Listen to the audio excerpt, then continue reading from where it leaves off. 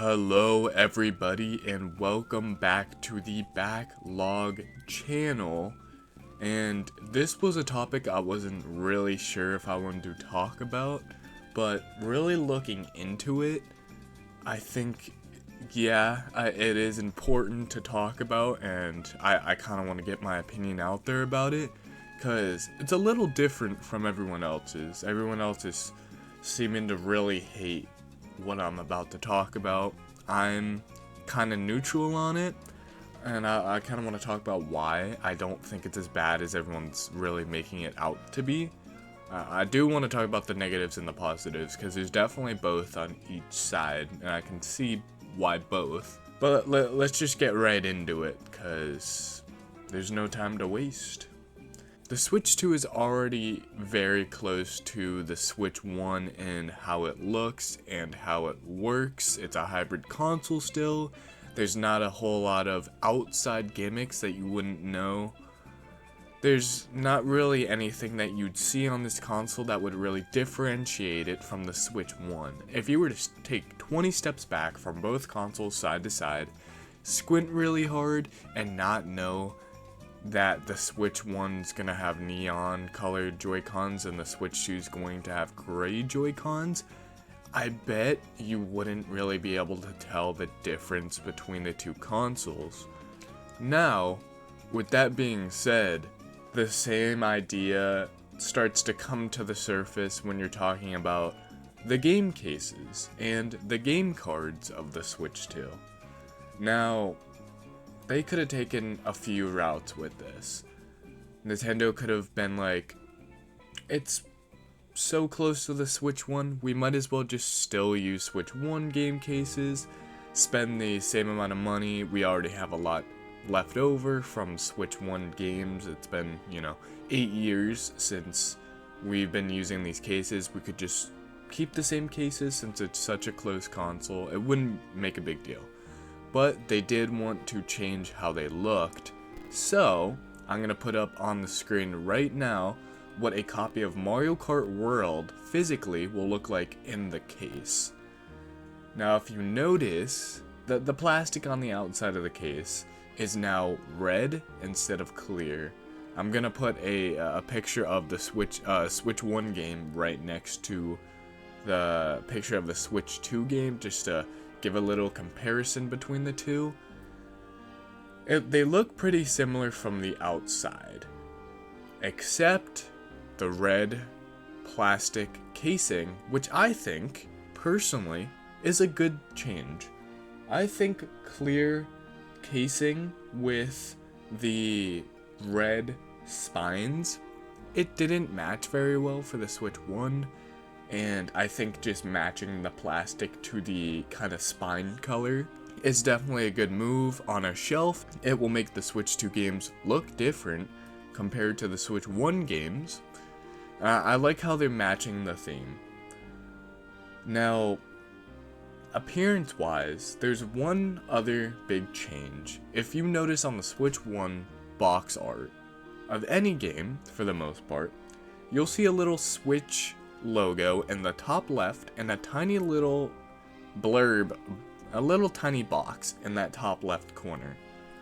But if you look at the Switch 2 games, baked into the art, there is a big giant red bar across the top that says Nintendo Switch 2 with the new Switch 2 logo, and that logo takes about maybe 15% of that big red bar on the top, and the rest is just straight red bar.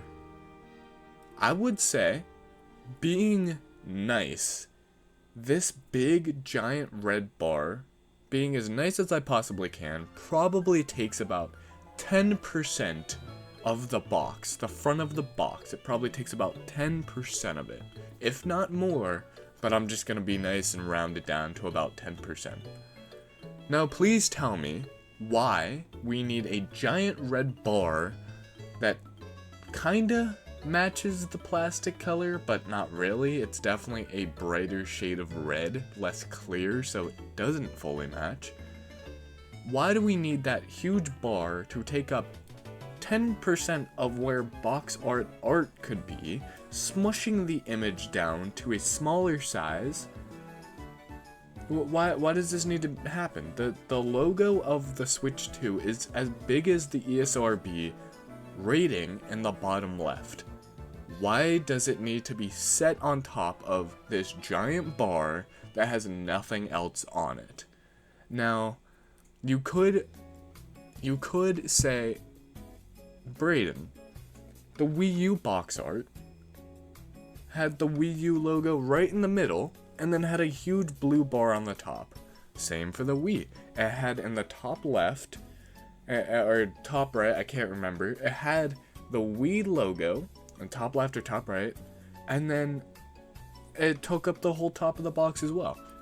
My rebuttal to that, yes, that was bad design, and yes, the Switch 1 improved it completely, and now we're taking back steps to a worse time in box art, but in the Wii U and Wii's defense, where the Wii U logo was the thickest that bar on the top was, and then it kinda slightly got thinner and thinner as you got to the corners of the box on the top, not taking a lot of the space. It was kind of a half circle, the bottom of a circle, and it was on the top of the box, so it felt more like the box art was there, fully covering the box, and then that logo was just over top of a tiny bit of that art that wasn't important.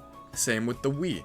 The top left, or top right, again, can't remember, of the box had the logo, so that's where the border on the top was the thickest, but then it rounded itself into a very thin line for the rest of the top of the box. Now tell me, that those two things are not covering enough for it to matter?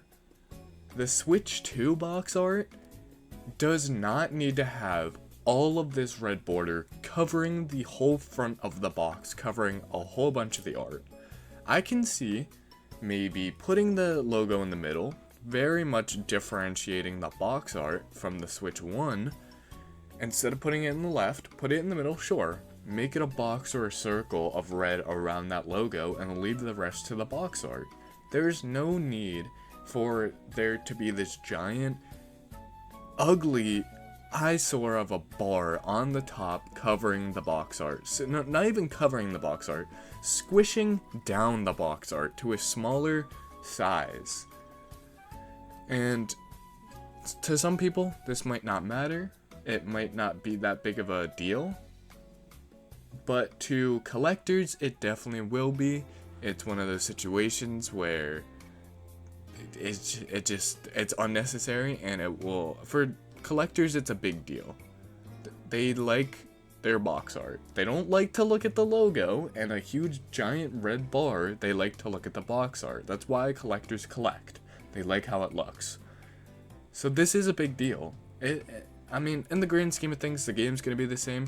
You still have box art, at least it isn't covering all of it, is what you might be thinking.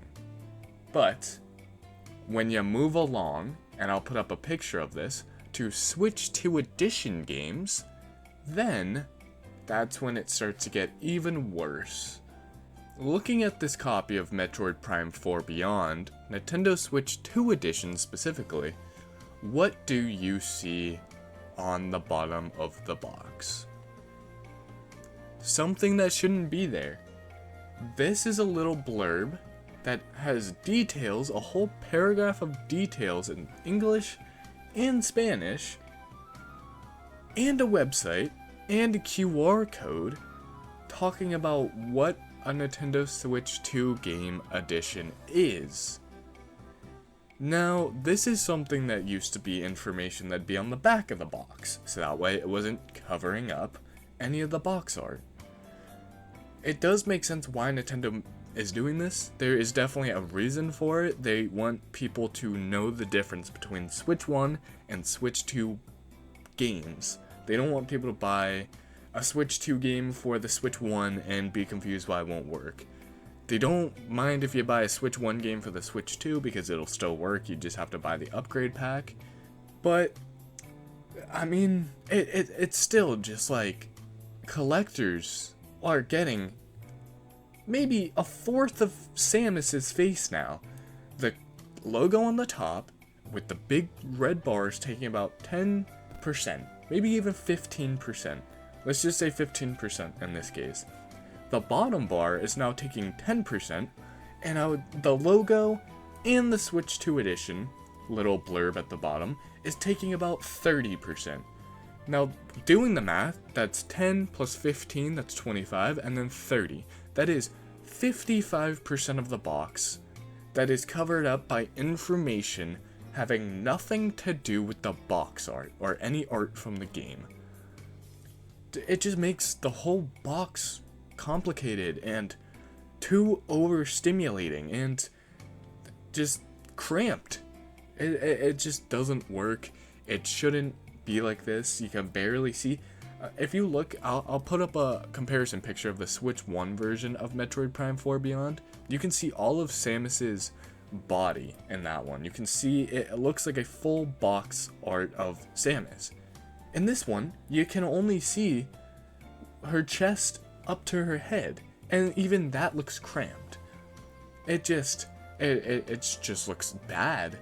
It has information. Why in any world do we need QR codes on the front of box arts covering up the art that was made for the box? Why do we need this? There's absolutely no reason that we need a QR code on the box of our Switch 2 games. Now, another subject that's being talked about in the news is, it's a rumor at this point. It hasn't been fully realized, but it hasn't been said from Nintendo's mouth once. So don't think this isn't a rumor. It is a rumor. But if this rumor is true, it's just the icing on the cake. So the Switch 2 is using the same size cartridges as the Switch 1. We know this from Nintendo. We saw a picture of it on the Nintendo Direct for the Nintendo Switch 2, April 2nd. But it's rumored that the boxes for the Nintendo Switch 2 are going to be a big chunk bigger than the Switch 1 boxes. So not only are we getting cramped, very bad looking front box arts for our boxes, they're also going to be bigger with nothing inside of them except for a tiny little cartridge. Now the Switch 1 game boxes were their own specific sizes. They made custom sizes for these boxes because they weren't using discs, so they didn't need as big boxes, but they were still bigger than they needed to be. They could have been the size of a 3DS box, especially considering that companies don't make pamphlets anymore. They don't make manuals that go in there, so it's literally just an empty box with a cartridge in it. There is still the little slots that you put a manual in for any companies that want to put extra stuff in the game for special editions and stuff, such as Doki Doki Literature Club Plus. They put a bunch of sticker sets in their box, and it was a good use of the box, but I still stand by the fact that you could have made the Switch 1 boxes smaller.